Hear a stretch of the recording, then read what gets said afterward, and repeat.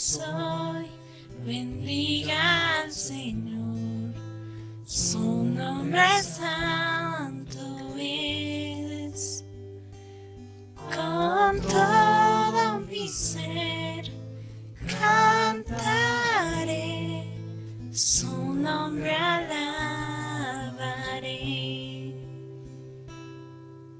Sale el sol, es un nuevo amanecer, es tiempo de adorar otra vez. No importa lo que venga, mi anhelo es que me encuentres cantando hasta que se ponga el sol. Que todo lo que soy bendiga al Señor, su nombre santo es. Con todo mi ser cantaré, su nombre alabaré. Tu amor es grande, eres paciente y bondadoso es tu corazón. Por todo lo que has hecho yo seguiré cantando. 10,000 razones para alabar. Que todo lo que soy bendiga al Señor, su nombre santo es. Con todo mi ser cantaré, su nombre alabaré. Que todo lo que soy bendiga al Señor, su nombre santo es. Con todo mi ser cantaré, su nombre alabaré.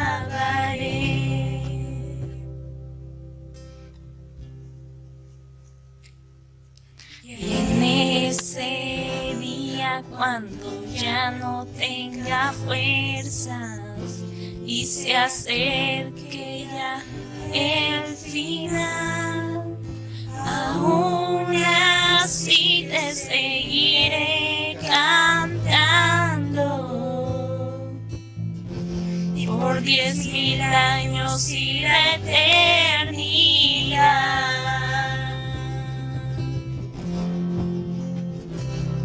Que todo lo que soy bendiga al Señor, su nombre santo es.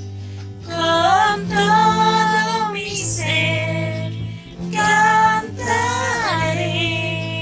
su nombre alabaré.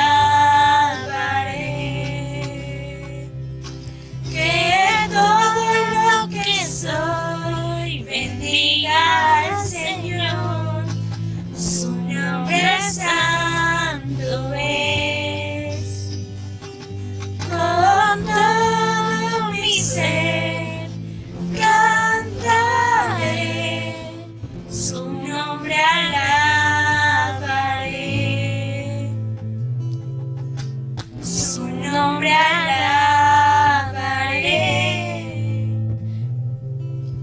Su nombre alabaré.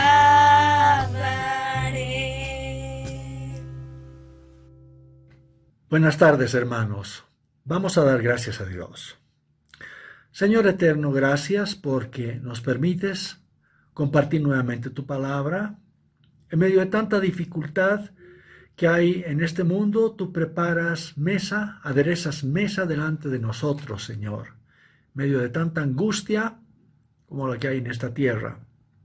Te pedimos gracia, te pedimos la dirección de tu Espíritu, te pedimos oídos para oírte, Señor, para comprender, para ser fortalecidos espiritualmente con poder en el hombre interior, Señor, por tu Santo Espíritu.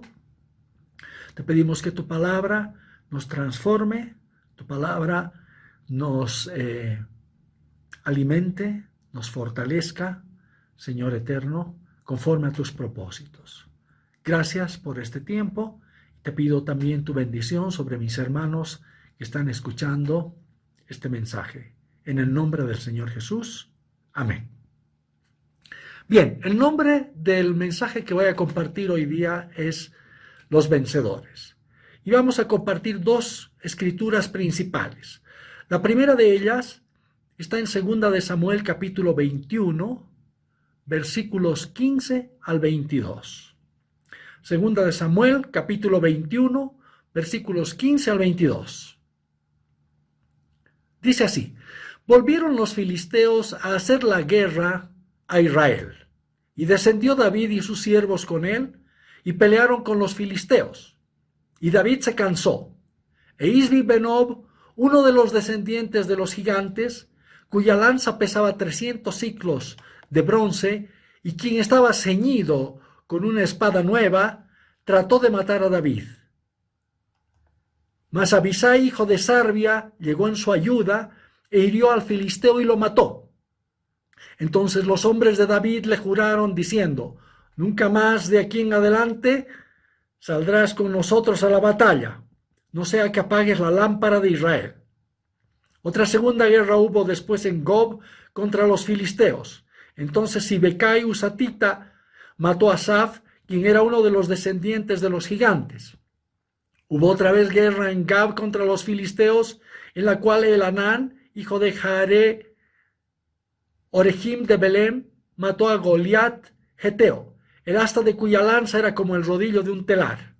Después hubo otra guerra en Gat, donde había un hombre de gran estatura, el cual tenía 12 dedos en las manos y otros 12 en los pies, 24 por todos, y también era descendiente de los gigantes. Este desafió a Israel y lo mató Jonatán, hijo de Simea, hermano de David. Estos 4 eran descendientes de los gigantes en Gat, los cuales cayeron por mano de David y por mano de sus siervos. La segunda escritura está en el libro de Apocalipsis, capítulo 12, versículos 1 al 11.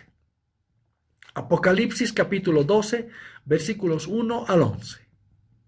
Dice así: apareció en el cielo una gran señal, una mujer vestida del sol, con la luna debajo de sus pies, y sobre su cabeza una corona de 12 estrellas.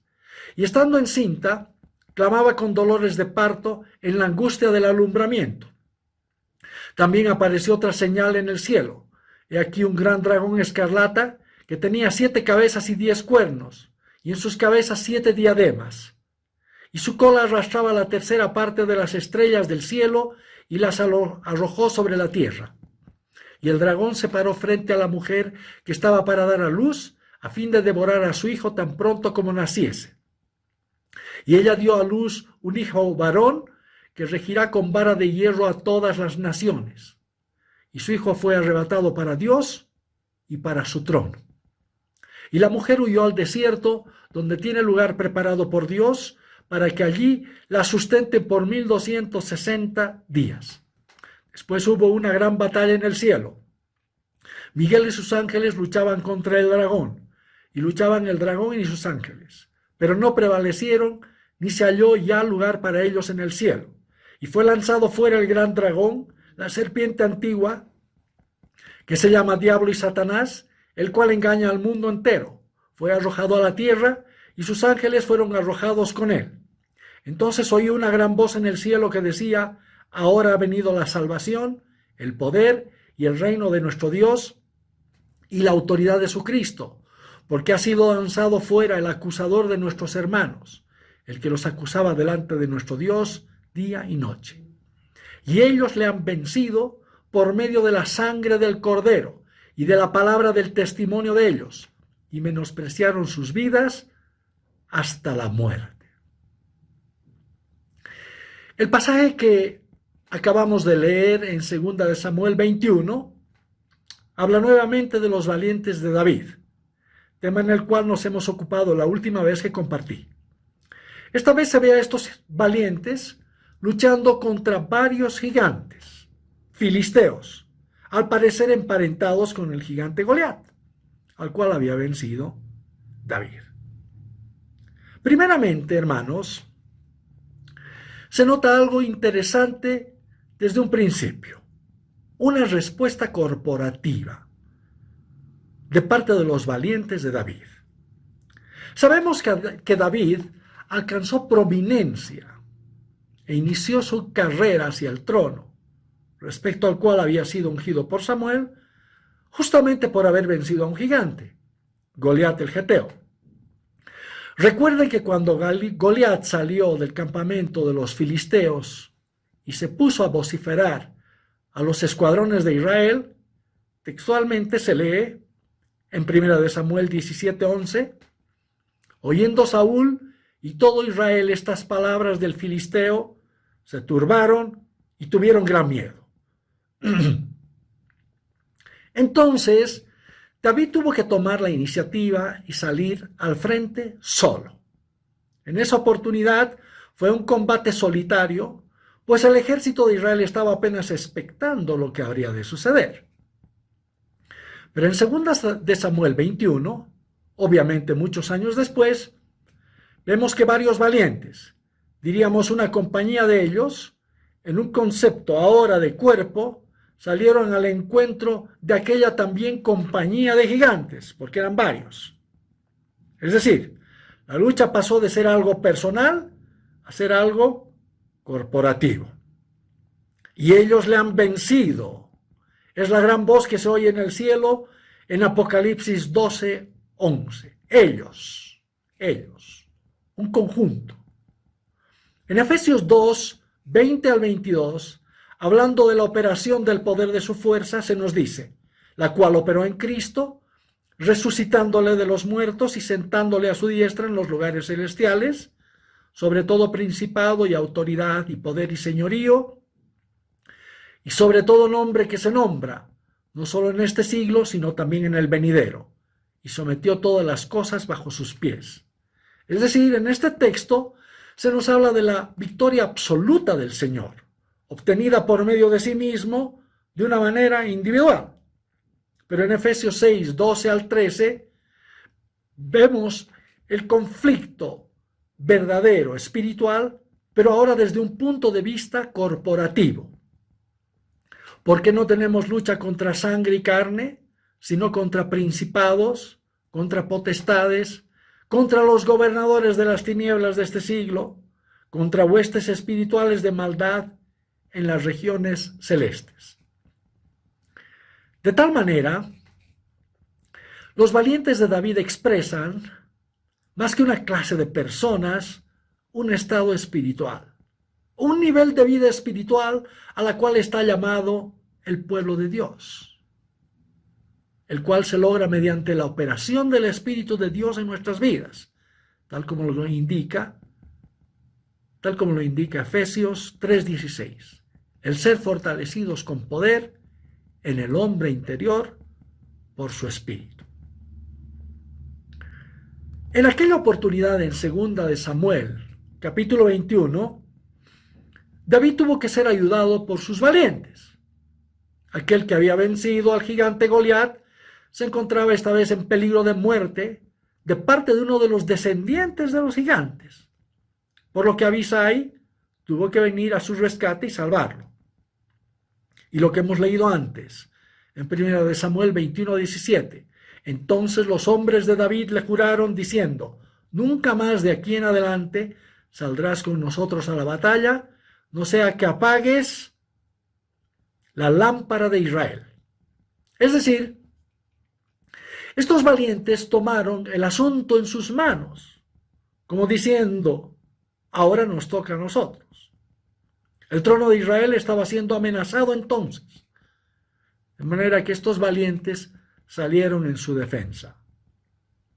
Eso es lo que el Señor espera de su iglesia.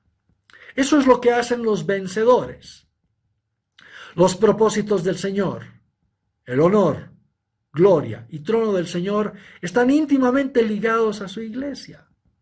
El asunto no es más individual, sino como corporativo. En un sentido, si la iglesia perdiera, el Señor también perderá.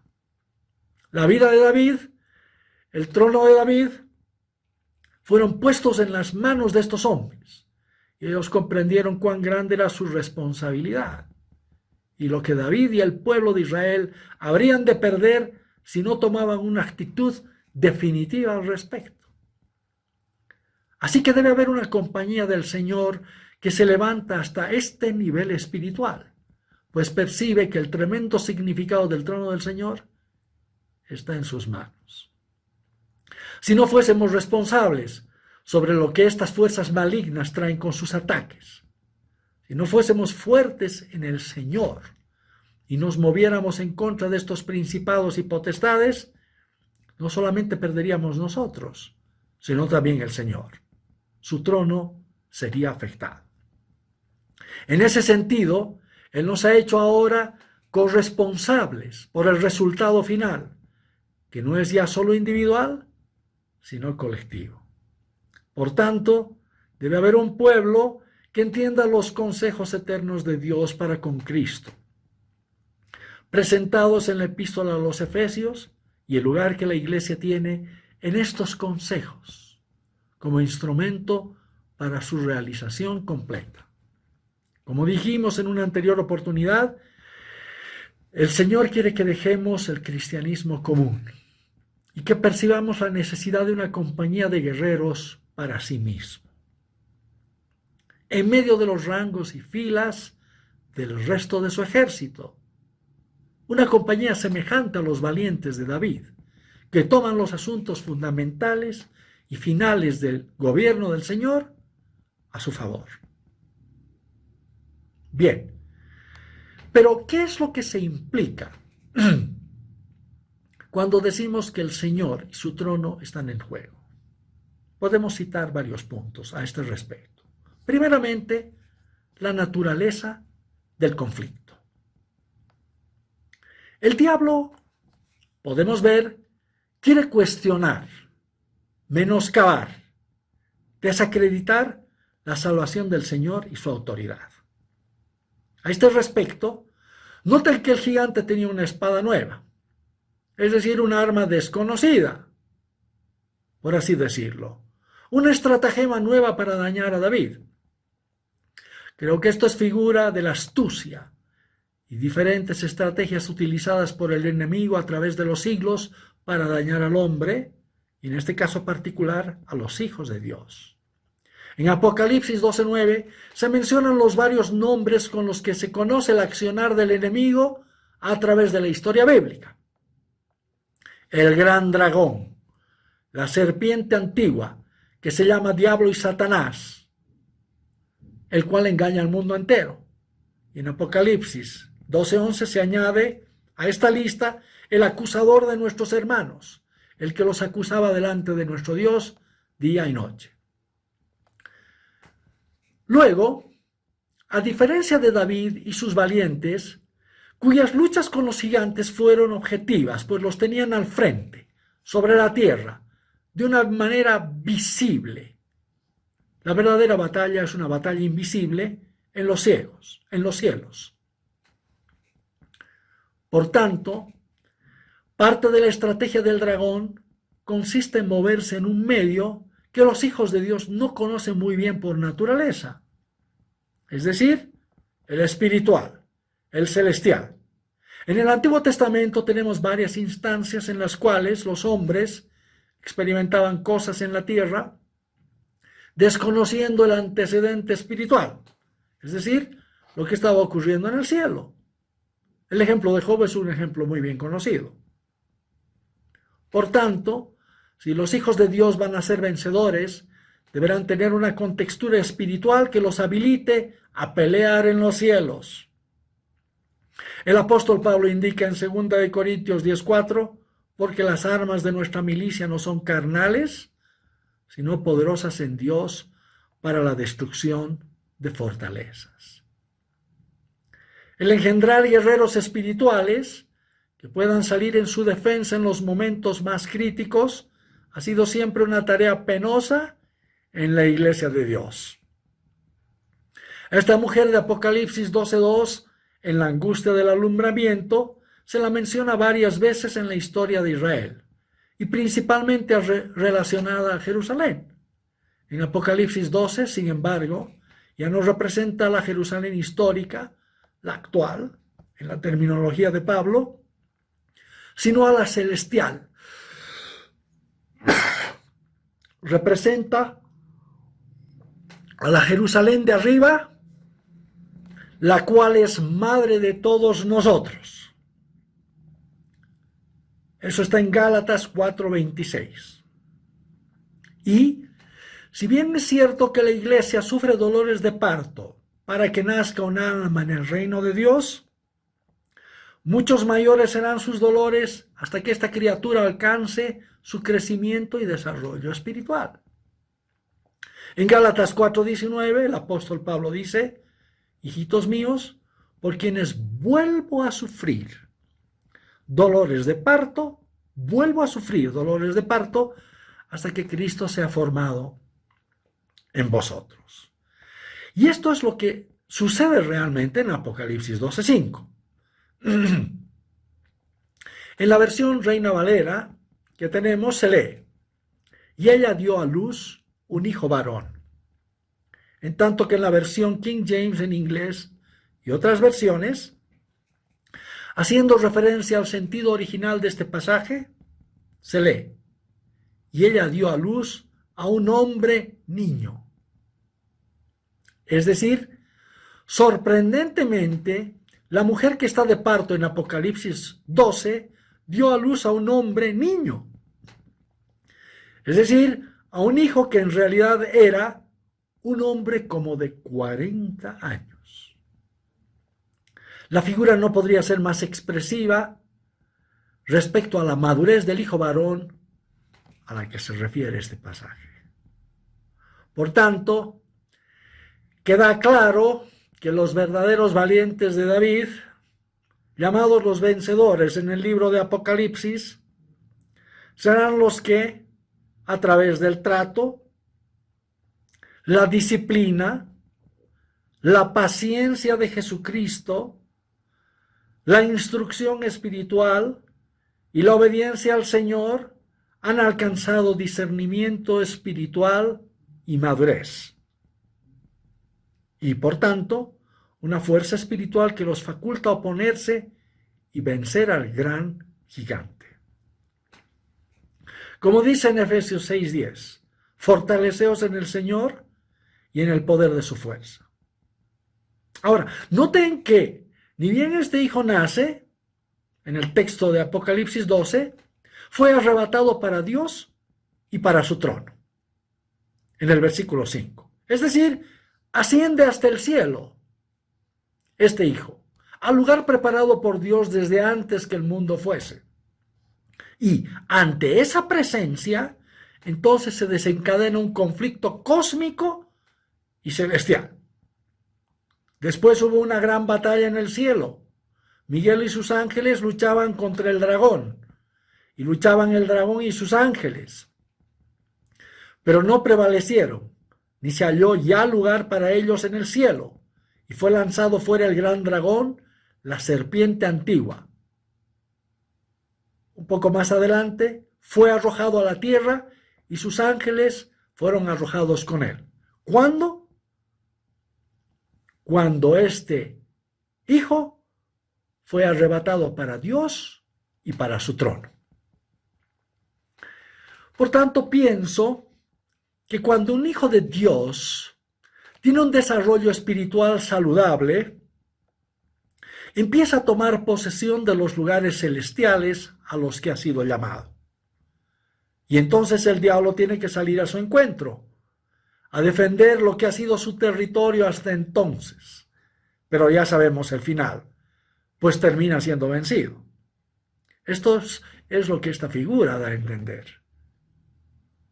El Señor en Lucas 10:18, cuando envió a los apóstoles, cuando los envió a predicar el evangelio, proclamó y les dijo, yo veía a Satanás caer del cielo como un rayo. Y en Romanos 16:20, el apóstol Pablo dice, y el Dios de paz aplastará en breve a Satanás bajo vuestros pies. Ahora bien, hemos visto la naturaleza del conflicto. Ahora vamos a hablar un poco sobre las armas utilizadas por los vencedores. Perciban, un poco más adelante en Apocalipsis 12:11 se lee, y ellos le han vencido por medio de la sangre del Cordero y de la palabra del testimonio de ellos, y menospreciaron sus vidas hasta la muerte. Noten que las armas con las que los vencedores derrotan al dragón y sus ángeles hablan del conocimiento celestial en el cielo de la obra de Cristo, de la justicia que es de Dios por la fe, de la fe en su sangre, habla de la cruz de Cristo y de la palabra del testimonio de ellos. Vamos a tratar de tocar estos tres temas, aunque de una manera muy sucinta, obviamente. Comenzaremos diciendo que en el Nuevo Testamento, Pablo deja claro en sus cartas que existen dos tipos de justicia mencionados en la Biblia. La justicia que es por la ley y la justicia que es de Dios por la fe. Esto queda claramente expreso en Filipenses 3:9. Y ser hallado en él, no teniendo mi propia justicia, que es por la ley, sino la que es por la fe de Cristo, la justicia que es de Dios por la fe. La primera justicia es figura de la segunda en la Biblia. Es decir, la justicia que es por la ley en el Antiguo Testamento es figura de la justicia verdadera que es de Dios por la fe. Según Hebreos 9:2, la eficacia de la justicia que es por la ley alcanza lo terrenal y lo terrenal del hombre. Pero la justicia que es por la fe no solamente alcanza lo terrenal, sino también lo celestial.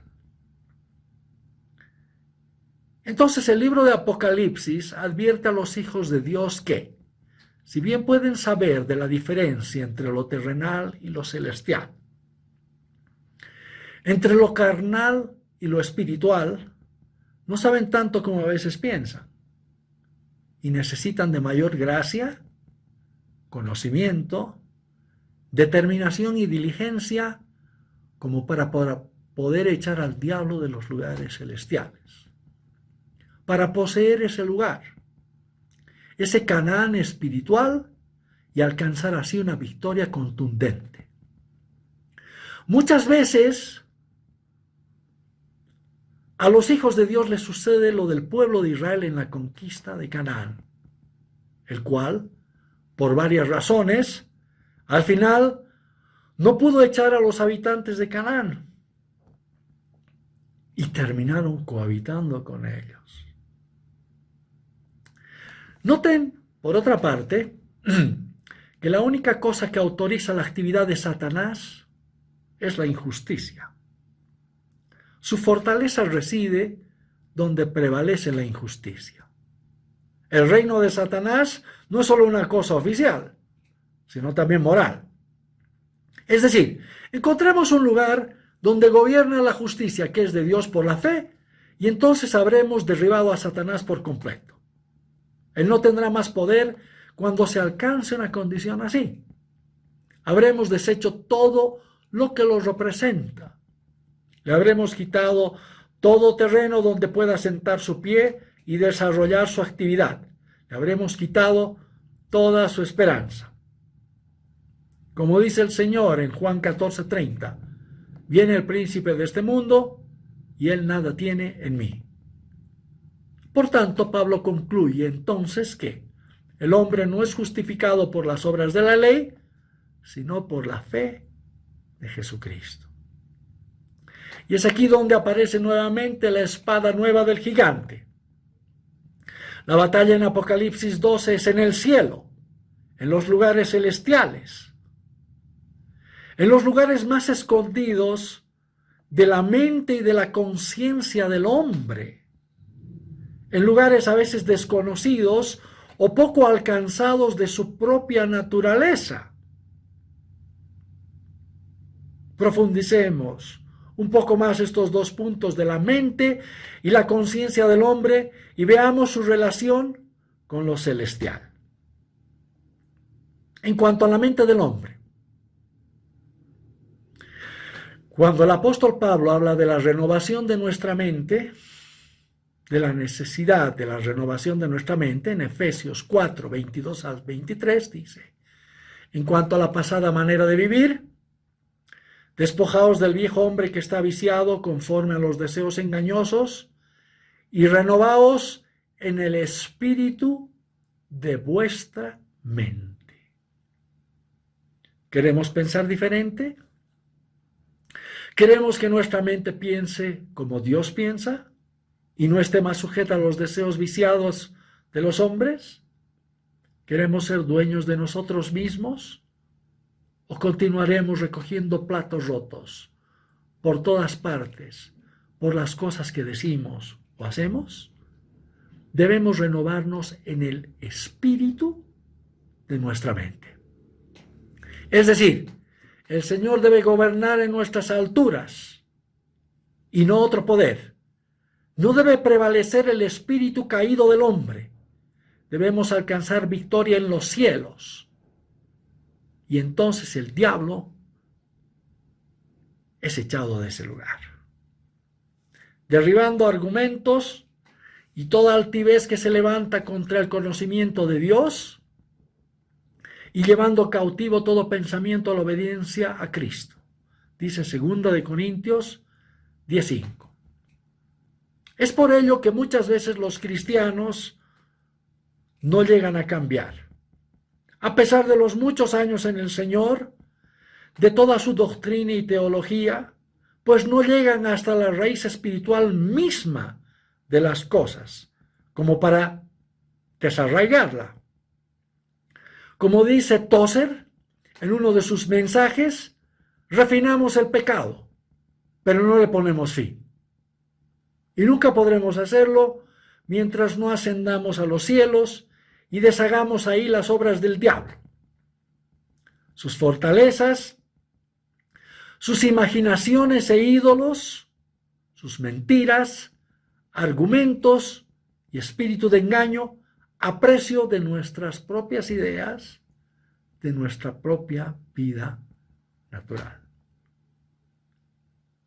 En Apocalipsis 12:11 dice: y menospreciaron sus vidas hasta la muerte. En el original se puede traducir: y menospreciaron sus almas hasta la muerte. Este es el mensaje de la cruz en y por el Espíritu. Porque si vivís conforme a la carne, moriréis. Mas si por el Espíritu hacéis morir las obras de la carne, viviréis. Romanos 8:13. Por el Espíritu, dice. Es decir, fortalecidos y guiados por el Espíritu Santo, como para movernos espiritualmente en el cielo. Esto en cuanto a la mente. En cuanto a la conciencia, algo que muy pocas veces se habla en la casa de Dios, lamentablemente. En Hebreos 9:10 vemos que los hombres del Antiguo Testamento que vivían bajo la ley nunca alcanzaron una buena conciencia, justamente porque la eficacia de los sacrificios del antiguo pacto alcanzaba lo terrenal, lo carnal del hombre, pero no lo celestial. el espíritu del hombre, donde reside su conciencia. En Hebreos 9:9 leemos, lo cual es símbolo para el tiempo presente, según el cual se presentan ofrendas y sacrificios que no pueden hacer perfecto en cuanto a la conciencia al que practica ese culto. Es decir, todo aquello que se cumplía en cuanto a sacrificios y ofrendas en el Antiguo Testamento no podían perfeccionar lo celestial en el hombre, en este caso su conciencia. Solamente alcanzaban lo carnal, lo terrenal. Pero hablando de la sangre de Cristo, en Colosenses 1:20 se dice, y por medio de él reconciliar consigo todas las cosas, así las que están en la tierra como las que están en los cielos, haciendo la paz mediante la sangre de su cruz. Consecuentemente, en Cristo se ha quitado la condenación de Dios por el pecado que existía bajo la ley, que persistía en los cielos. Ahora bien, como su nombre indica, conciencia significa tener conocimiento interior, en realidad espiritual de alguna cosa. Mientras el conocimiento de la sangre de Cristo por el Espíritu, es decir, en los cielos, no permee nuestra conciencia, a escondidas, furtivamente, en la oscuridad, el diablo seguirá acusando a los hermanos de cosas que hicieron en el pasado o de pecados que cometieron siendo cristianos. Él es la serpiente antigua, la cual engaña al mundo entero. El acusador de nuestros hermanos, el que los acusaba delante de nuestro Dios día y noche, hemos leído en Apocalipsis 12. Sin duda que el cristiano alcanza paz para con Dios desde el día que se convierte. Pero tener una conciencia perfecta o perfeccionada está un paso más adelante. Y Satanás quiere poner en duda que la eficacia de la sangre de Cristo pueda lograr tal cosa, o que el cristiano pueda ser perdonado cuando ha fallado y cometido cierto tipo de pecados, etc. Ustedes saben que uno de los síntomas de tener una mala conciencia es ese impulso o inclinación interior a hacer algún tipo de obra para justificarnos. Esto lo tomo de Hebreos 9 y 10. Pues bien, el diablo quiere justamente regresar a los cristianos a las antiguas obras de la ley, a las obras muertas, tratando de justificarse o de ser perfeccionados por medio de ellas. Quiere reducir a los hombres a formas, ritos, tradiciones de los hombres, a servidumbre, Hebreos 2:15, a cosas tales como no manejes ni gustes ni aun toques, Colosenses 2:21. Quiere reducirlos a la tierra, a lo terrenal, pues sabe que ahí el hombre está derrotado. Pero en Hebreos 9:14 leemos, ¿cuánto más la sangre de Cristo limpiará vuestras conciencias de obras muertas para que sirváis al Dios vivo?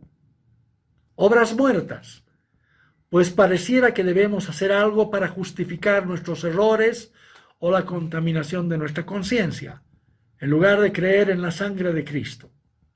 Eso es ley. Eso es ley, hermanos. Por eso es que en Efesios 6, luego de decir, vestidos de toda la armadura de Dios, porque no tenemos lucha contra carne y sangre, se añade, estad pues firmes y vestidos con la coraza de justicia. En Efesios 6:11. El diablo no tiene más lugar donde reina la justicia. La justicia verdadera, es decir, la justicia que es de Dios por la fe. Sin embargo, de encontrar alguna grieta en nuestra fe, en nuestra confianza en la purificación por medio de Jesucristo, de encontrar algún titubeo de nuestra parte, entonces persistirá con su acusación, procurando desgastar el ánimo y moral del cristiano, con toda crueldad, maldad y agresividad. Pero ni bien encuentra a alguien que le resiste en medio del fragor de la batalla, del combate y la acusación, y que se sostiene, negándose a salvarse a sí mismo, poniendo su confianza solo en la obra de Cristo a su favor, en la sangre de Cristo, entonces el diablo debe caer de su posición de autoridad y acusación. Y ellos le han vencido por medio de la sangre del Cordero. Apocalipsis 12:11. Este es el significado de la coraza de justicia, algo que protege tus órganos vitales contra los embates del enemigo, es decir, el corazón, donde está tu conciencia. En 1 de Juan 3:21 el apóstol dice: amados, si nuestro corazón no nos reprende, confianza tenemos en Dios. Cuando tu conciencia ha sido purificada por medio de la sangre del Cordero, cuando no existe molestia en tu corazón por ninguna cosa que hayas hecho o dicho, pues todo ha sido purificado en la presencia del Espíritu, entonces podemos tener confianza en Dios. Y el diablo no encontrará ocasión para acusarnos, para debilitarnos. Y si fuera otro el caso, cuando el Espíritu así lo revele, debemos apelar a la sangre de Cristo en el Espíritu y ser purificados, tal como indica Hebreos 10, 19 y 22. Capítulo 10, verso 19 y versículo 22. Así que, hermanos, teniendo libertad para entrar en el lugar santísimo. El lugar santísimo es el trono mismo de Dios en el cielo. Dice, por la sangre de Jesucristo. Verso 19. Y en el verso 22, acerquémonos con corazón sincero, purificados los corazones de mala conciencia. Obviamente todas estas cosas son espirituales, son celestiales, en base a un discernimiento espiritual, a un conocimiento espiritual. Entonces, para concluir esta parte, cito un versículo más. 2 Corintios 7:1. Dice, así que, amados, puesto que tenemos tales promesas, limpiémonos de toda contaminación de carne y de espíritu, perfeccionando la santidad en el temor de Dios.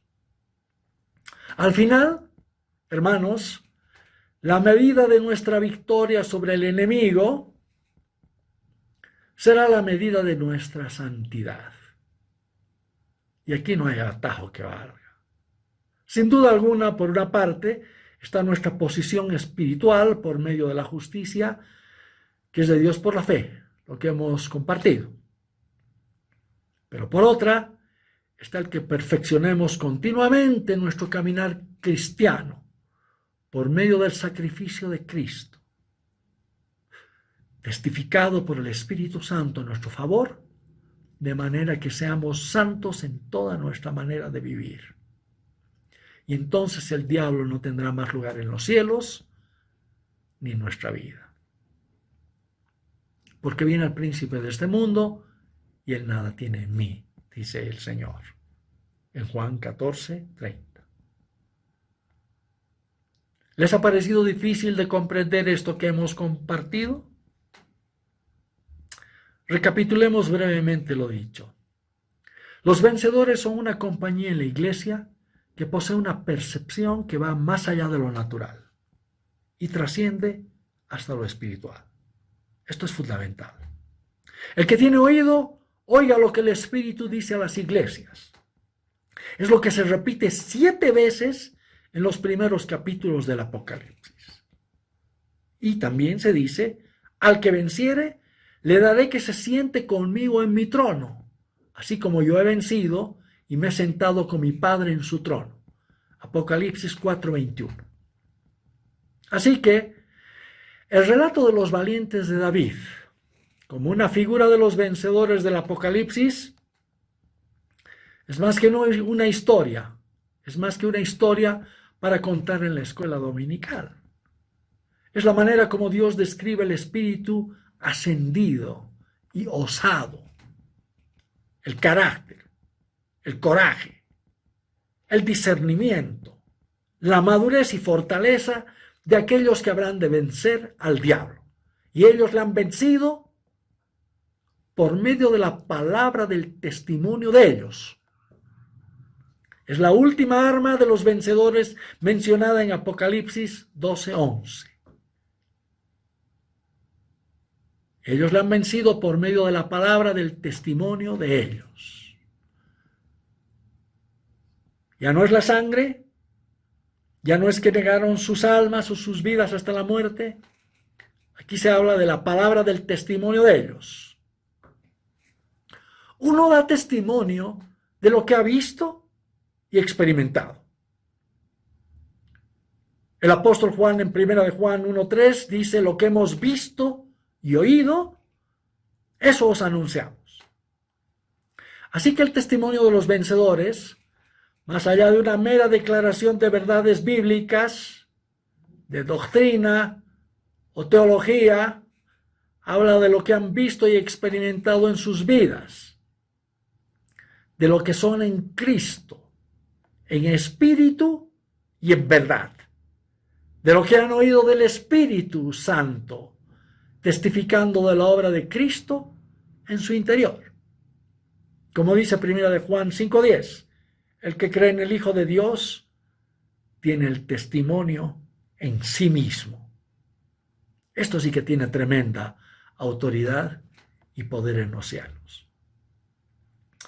Por tanto, hermanos, para concluir, el Señor necesita a estos valientes, a estos vencedores, que sean capaces de salir en defensa de los intereses y propósitos del Rey y de su trono y del pueblo de Dios, cuando el Israel de Dios queda paralizado ante las amenazas del gigante, cuando huye de en medio del fragor de la batalla.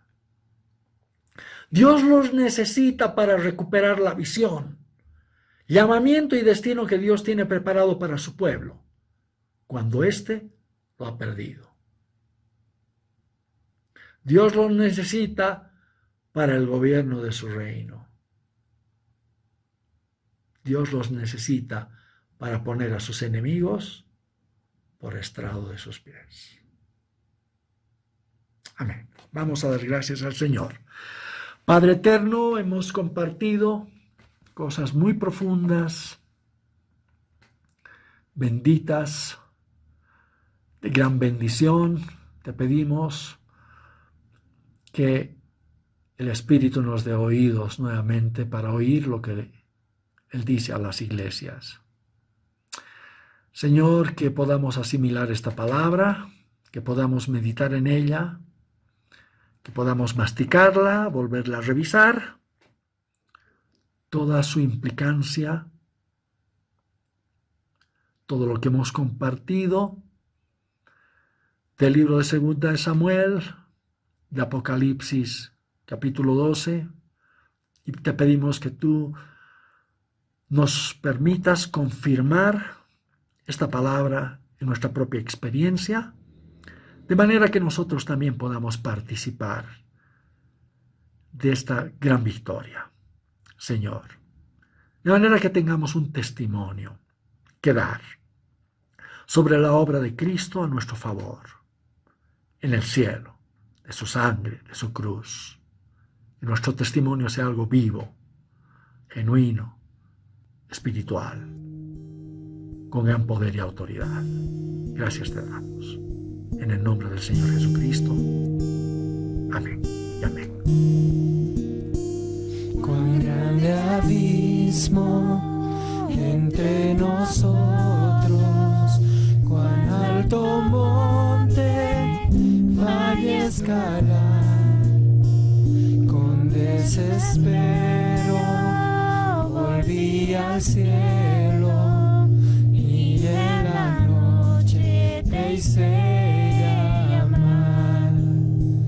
Hallé en lo oscuro tu amor profundo, cruzó la sombra y me alcanzó. Ya es consumado y el fin escrito, mi esperanza está en Jesús.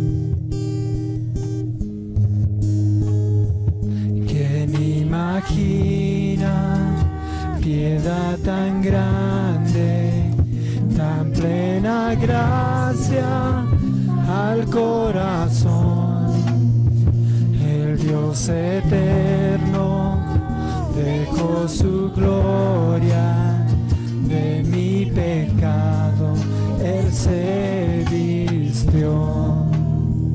La cruz ha hablado, soy perdonado, el Rey de Reyes me adoptó.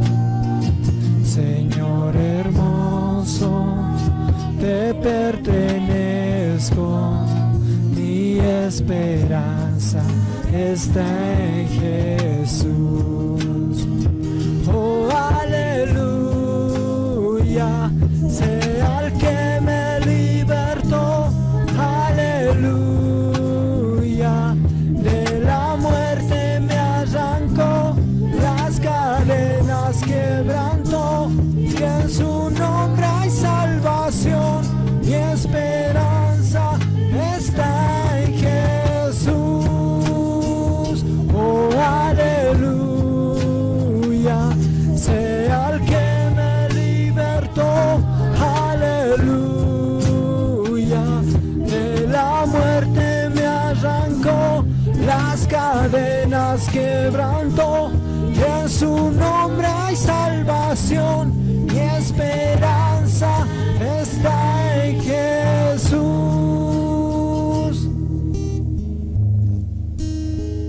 Y tus promesas fueron selladas cuando tu cuerpo resucitó. Desde el silencio tu gran rugido quebró el poder de la muerte en mí. Y tus promesas fueron selladas cuando tu cuerpo resucitó. Desde el silencio tu gran rugido quebró el poder de la muerte en mí. La victoria está en ti. Oh, oh, aleluya, sea el que me libertó, aleluya, de la muerte me arrancó, las cadenas quebrantó, y en su nombre hay salvación, mi esperanza está en Jesús.